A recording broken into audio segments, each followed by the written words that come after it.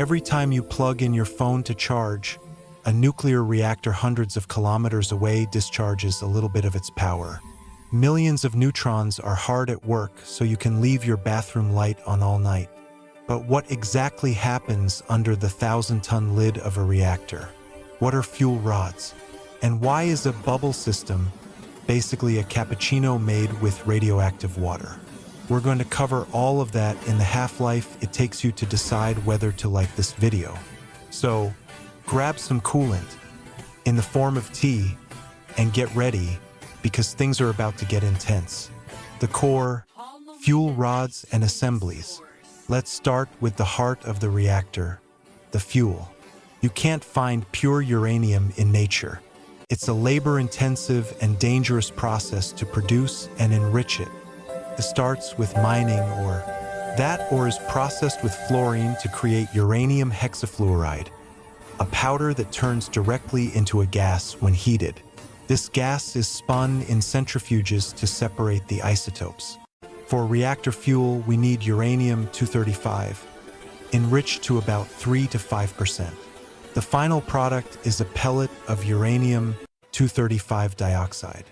But you can't just shovel these into a furnace. Instead, they're packed into hollow tubes about 4 meters long. These are fuel rods. These rods need to be incredibly strong and non-reactive. The ideal material? A zirconium-niobium alloy. It resists damage from neutron bombardment and can handle immense pressure and temperature, making it the standard in nuclear metallurgy. Think of a fuel rod like a breadstick, where the bread is the zirconium alloy and the filling is the stacked uranium pellets. Now bundle hundreds of these rods together and you get a fuel assembly, controlling the reaction. On their own, these assemblies are relatively safe. They don't get hot or very radioactive. To get energy, you need to start a controlled chain reaction. Inside the reactor core, you load about 160 fuel assemblies. That's nearly 50,000 individual fuel rods. When a uranium-235 atom captures a neutron, it splits, releasing heat and more neutrons, which then split other atoms. But how do you control this? With control rods. These rods are made of materials like boron or cadmium that are fantastic at absorbing neutrons. When they are fully inserted into the core, they prevent the chain reaction from starting. Reactivity 1. The reaction fizzles out. Reactivity equals 1. Perfect. A stable, controlled chain reaction. Reactivity 1. The reactor power increases, potentially leading to a runaway reaction. The control rods are like a thermostat. You can lower them into the core to absorb more neutrons and slow the reaction, or raise them to allow more fission and increase power.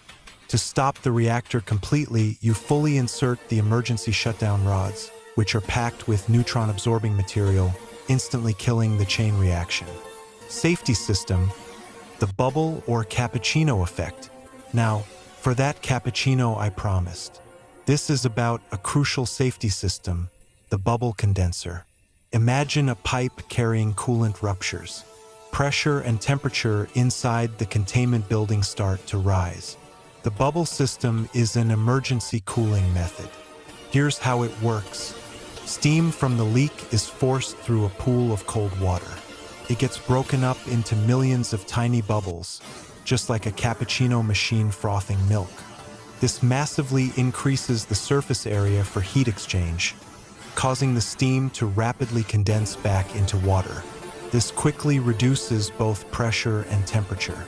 As a bonus, this process also filters out radioactive aerosols and iodine compounds, trapping them in the water pool instead of releasing them into the atmosphere. So, it's a cappuccino you definitely don't want to drink. Conclusion. So that's the basic principle. A nuclear reactor is essentially a sophisticated uranium-powered kettle, controlled by neutron-absorbing rods and protected by systems that work like a high-stakes coffee machine. If you enjoyed this breakdown, let me know in the comments. Feel free to give the video a like and subscribe for more. Now, I'm off to brew some TVLT and think of what to explain next. Thanks for watching.